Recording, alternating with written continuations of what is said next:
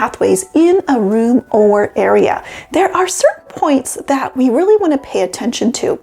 Ideally, on a main pathway, it's nice if we can leave 36 inches or 91.44 centimeters of width so that we can easily move from area to another area.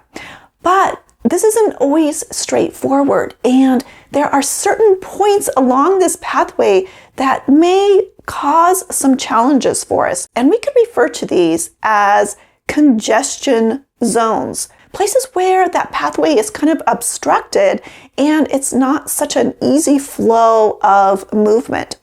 One of the most common areas that this can happen would be at our doors and openings. So let's take a look at both of those and see what we can do to plan around those areas so that we can avoid a congestion zone. So at both doors and doorways, it's always nice if we don't have furniture right up to the edge of the opening of those doorways or openings. And lots of times if we have a door there, there's going to be door trim, and that will automatically stop us from placing a furniture right up to the frame of the door. But if that's not there, or especially at just an opening, there may not be trim around that opening. So what I suggest you do is when you're planning to put furniture on a wall next to a door or an opening, place the piece of furniture or some other type of furnishing at least a couple inches away from that door frame. And maybe even farther away from the door if that piece of furniture is deeper. And in front of that opening, it's ideal if we can leave at least 36 inches or 91.44 centimeters in front of that opening before anything else is placed there.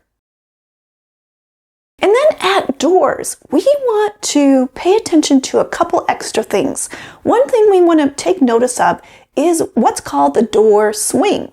And all this is which way the door opens and closes. That's the swing or the arc that it creates when a door is opening and closing. And we want to take note of how far out that door comes into the room, how far out that arc, where that line of that arc is created into the room, as well as just taking note of which way the door opens into the room. Ideally, we want to be able to open that door completely.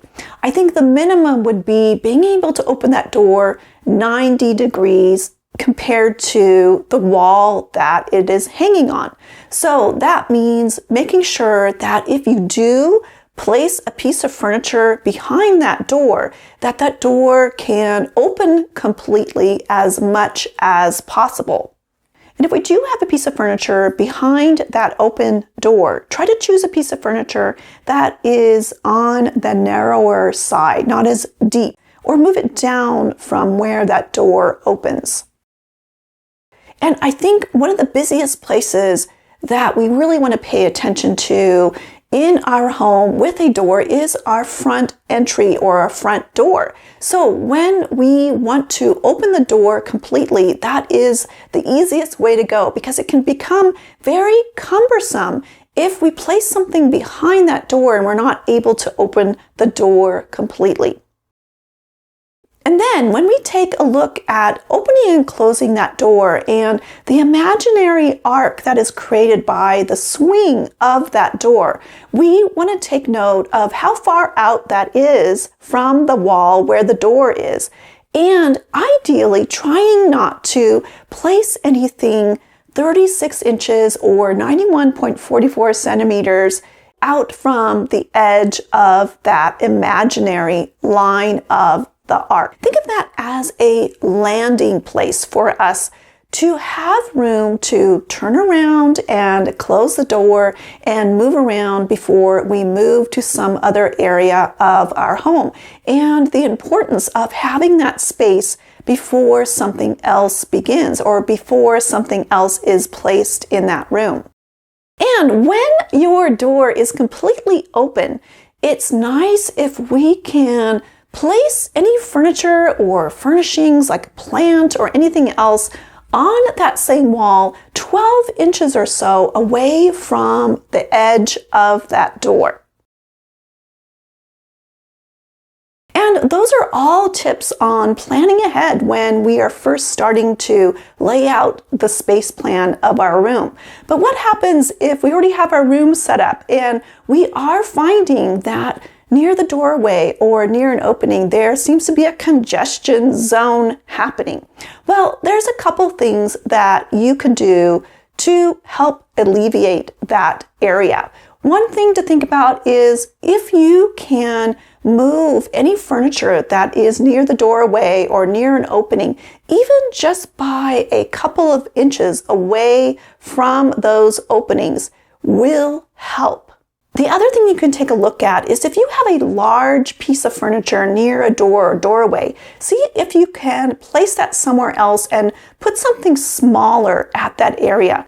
Something that will be less deep, that won't go so far out into the room, and then place that larger piece of furniture somewhere else in the room. And if you have a large piece of furniture that seems to be kind of encroaching on your pathways near your doors and openings, one of the best things you can do is probably move that sofa or sectional up against a wall. And then that way it will open up that pathway.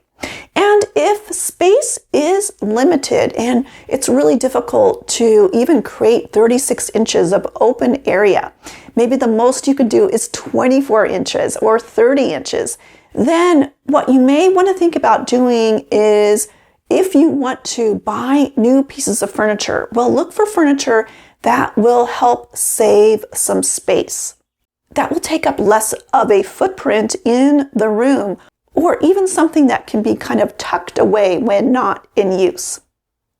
And one thing I encourage you to do is test all this out in how things are working in a room of your home. So in a room where you have a door, stand at that doorway, open and close the door, see how far out into the room that door swing goes into the room, and see how that feels to you when you're moving around and standing there.